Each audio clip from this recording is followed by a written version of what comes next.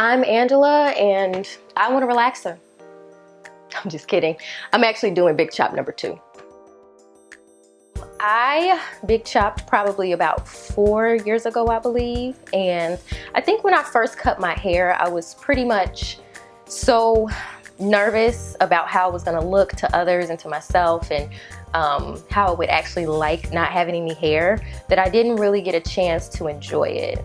I started wearing like really big earrings, and I would always do my makeup, and I felt like I was trying to overcompensate for the lack of hair that I had. Over time, I became comfortable with my hair, I became comfortable with myself, and I really feel like now I'm in a place where I wish I would have really enjoyed having short hair and maybe played with different styles. I think at the time that I went natural, it was very early in the natural hair game, and I really didn't see anybody with tapered styles. Everybody pretty much just decided they were gonna big chop, and when they did, they cut it all off into this little bitty fro. And so I really didn't feel like there was any other option. I never considered getting a cute style and really wearing it short. I actually wanted to transition for a couple of years before I actually big chopped, and then I ended up changing my mind because I was over trying to figure out what kind of hairstyles to wear that would work.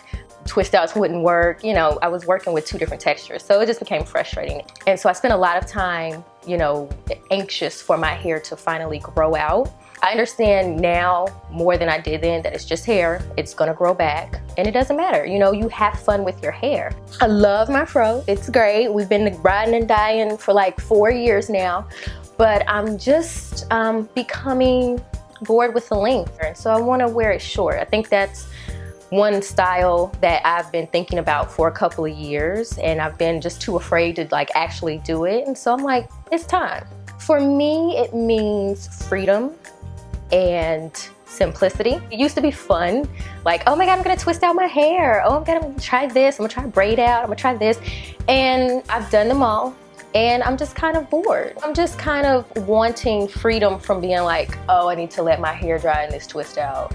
Oh, I need to do this style. Oh, I need to like sweep this way so my style, or oh my God, it's getting humid, my style's gonna go away. I want freedom. Living in New York City, I'm always on the go, constantly busy. I work, I'm a makeup artist on the side, and so sometimes I feel like my hair just like thinking about, oh well, I have this to do this weekend, so you know, what style is going to last throughout the weekend? Or I don't want to think about those things. What I'm hoping to get from cutting my hair off this second time is an appreciation for the simplicity that short hair provides. Cutting your hair off and wearing it completely natural, you spend a lot of time trying to figure out what works for your hair. It's a different texture than it's inevitably going to be, and so I really hope this time, or I expect this time rather, to just enjoy wearing it short. So I just really hope that women see it's just hair, it's gonna grow back, and if you wanna keep it short, that's fine. Sometimes people get attached to your hair, and it's like, whoa. Because many people that I said, when I told them I'm cutting my hair off, they were like, oh my God, why would you cut it off? Why? And I'm like, is it growing out your head? And I think it's because they get used to seeing you a certain way. So it's really important that you remember that it's your hair. If you want to cut it, cut it. If you want to grow it long, grow it long. If you want to lock it up, lock it up. If you want to get a relaxer, get a relaxer. Let it reflect you because you're wearing it. Yeah, just do what you want. What do you tell a person that's scared to chop their hair off? Get your life. Wait. I'm just playing. What I tell a woman who is scared to cut her hair off, it's really just hair. And you should be wearing your hair, not your hair wearing you.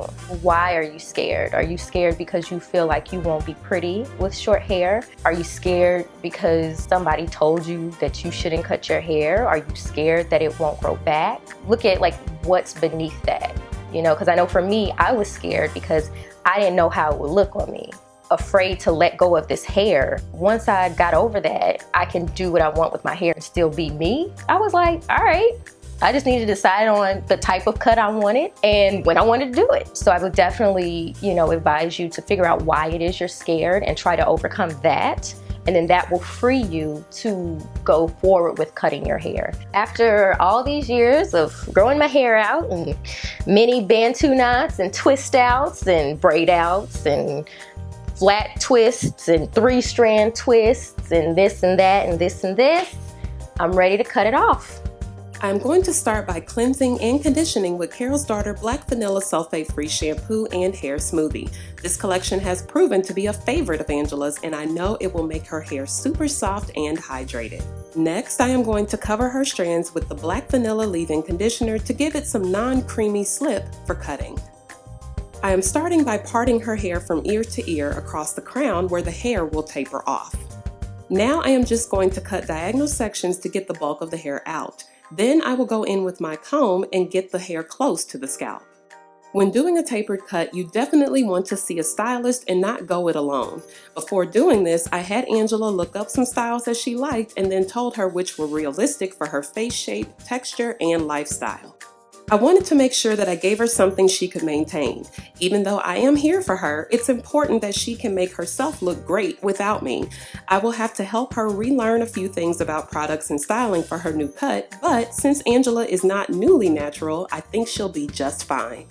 The decision to cut your hair can be as cumbersome or liberating as you make it. I've had very short pixie cuts to layered bobs, face framing layers, asymmetric cuts, you name it, I've had it. For me, hair is just hair. I'm not emotionally attached to it, but I have also never had traumatic experiences around my hair. I do, however, have friends who have. Teasing from other kids in grade school, family members' criticisms, jerk-faced boyfriends making them feel insecure. I realize that hair for some is a big deal, a daily thing, sometimes all-consuming. While I cannot remove that level of anxiety from you through this tutorial, what I can do is tell you this. Whatever outward thing you obsess over has nothing to do with what you see in the mirror. It is an internal wound that needs to heal, something you have neglected to overcome, forgive, or let go.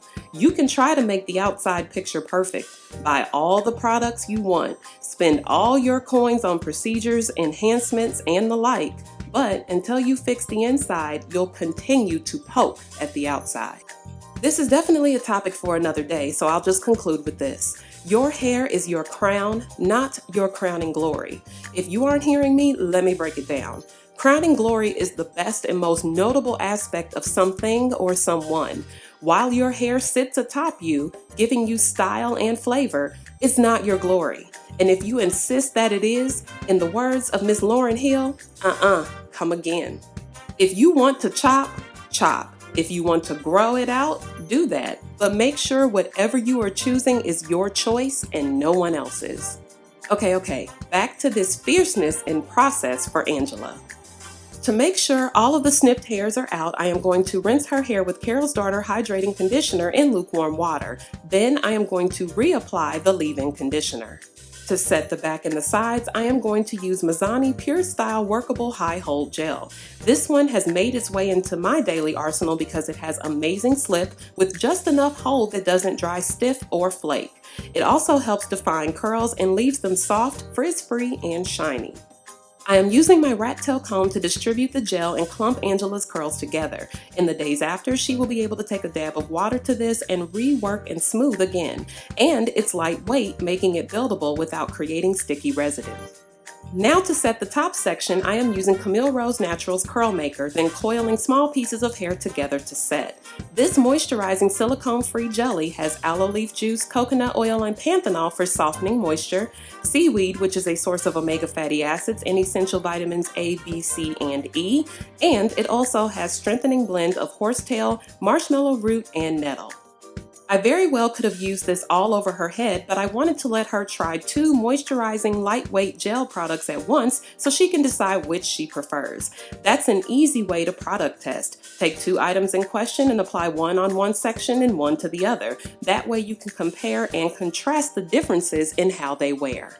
I want Angela to feel comfortable setting her own hair. I need her to see that it's easy, so I am having her do a little bit with me.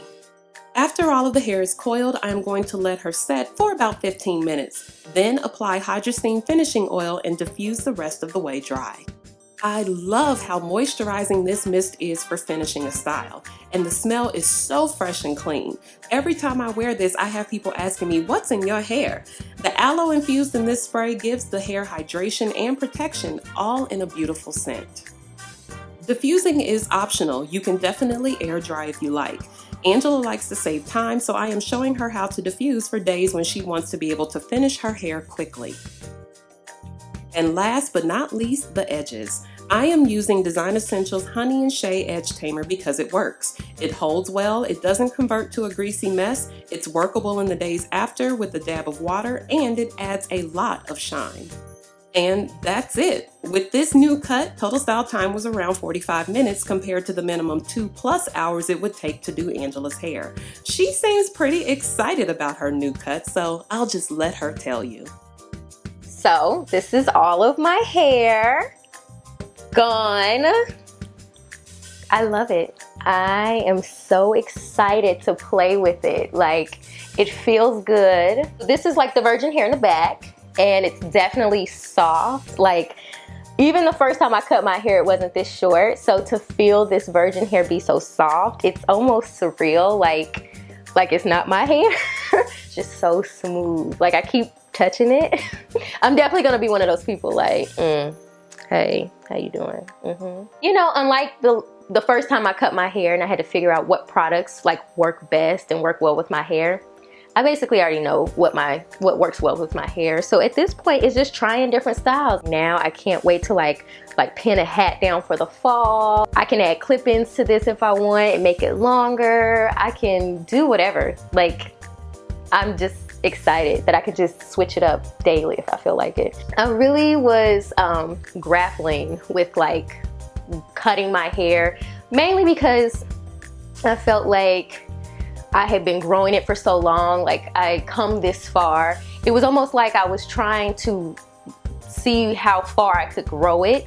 Me and Monica had this conversation about how I was obsessed with getting this long hair when, you know, not everybody's hair is gonna be down their back. And the fact that my hair had never been down my back before. So I was really worried about some type of length that I was probably never gonna get to. I wasn't doing anything but manipulating it and letting it get dry and stuff like that to the point where it wasn't gonna retain length anyway. It was just always in this like little fro. So she was just going on about how I need to just let that go and quit worrying about growing this long hair and just do what you want to do with your hair. Like, we're not all meant to have hair down our backs, and that's really fine. It's okay.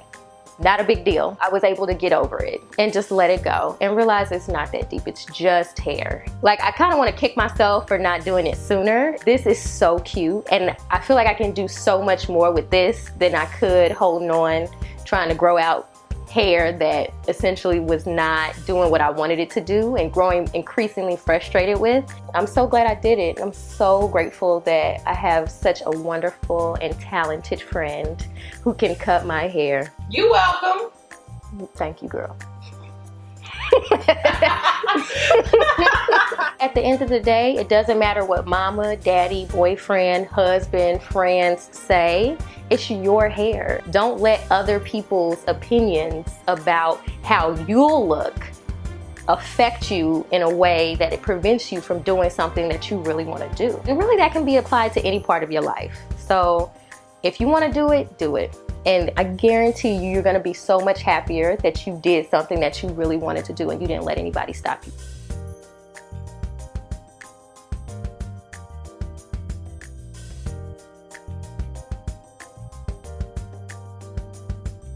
You can find more information and links to the products used in the About section below, or by visiting MoKnowsHair.com.